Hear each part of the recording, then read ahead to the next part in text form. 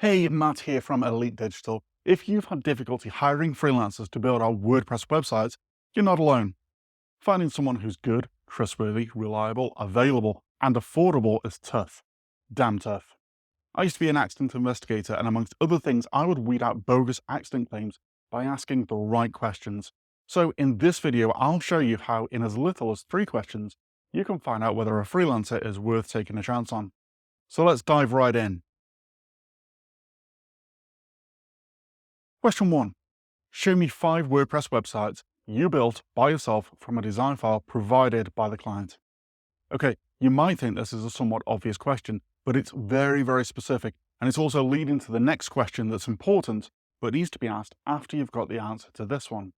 So why so specific? Well, what we're trying to do is set up a means of verifying real-world performance and assessing their honesty. Now, the problem with just asking for example websites is that the amount of reliable information you get from that is limited. You often can't even be 100% sure that the sites that they're showing you is actually their work, so you're limited to assessing whether the sites shown have any obvious quality issues. But ask the right questions and you can find out much, much more. So let's say now you've got 5 example sites, pick one of them, and then you ask this question. Question 2, how long did this website take you to develop, both in work hours and in turnaround time? This tells you a lot. You'll notice that we're not even asking for a time estimate on your project, and that's for a very, very good reason. It doesn't matter if you're looking for a fixed fee estimate either.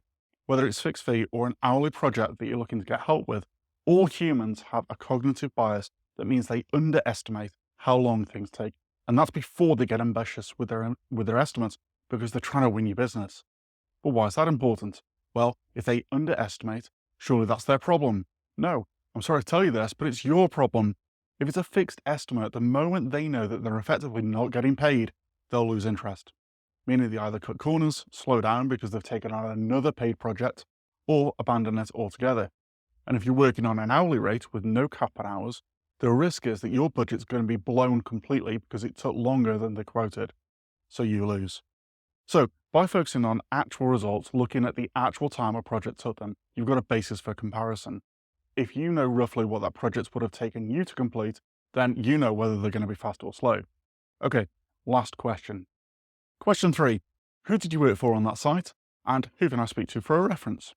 Now, whether or not you actually want to go to the trouble of getting a reference, it doesn't matter. Ask them for one anyway. If it's not a site they've actually worked on, just asking the question will call them out, and you'll start to get excuse after excuse as to why you can't contact them. Of course, if you really want to do your homework, then contacting the client is a good idea. And if you do, ask them the following questions. How long did the site take to build? Preferably both in hours and in turnaround time. Was the project completed on time and on budget? If not, how far out was it?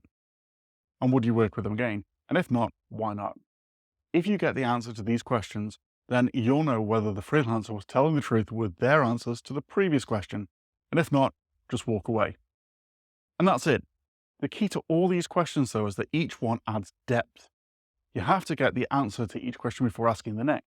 But in only 3 questions, you can find out enough information about a freelancer to check their quality, their work speed, and crucially, their honesty. You can, of course, add to these questions, and you might want to consider asking things like their knowledge of specific tools or page builders that you know you're going to be using in your project, for example. Now, of course, asking these questions with every single freelancer is time-consuming, and no amount of questions can guarantee a positive outcome. So you might want to consider an alternative. At Elite Digital, for example, we've got an entire team of talented designers, developers, project managers, and more, so you can lower your risk and get more projects done on time and on budget. Learn more at elite.dev if that's something that would help you. But for now, if you're trying to find an ideal freelancer for a WordPress site build, try asking them the 3 questions that I've talked about in this video, and you'll be able to weed out the wheat from the chaff and get a better outcome for your project. Finally, if you found this helpful, please hit the like and subscribe buttons so you don't miss out on more thoughts and insight that might make a difference to your business. Thanks for watching, and I'll see you next time.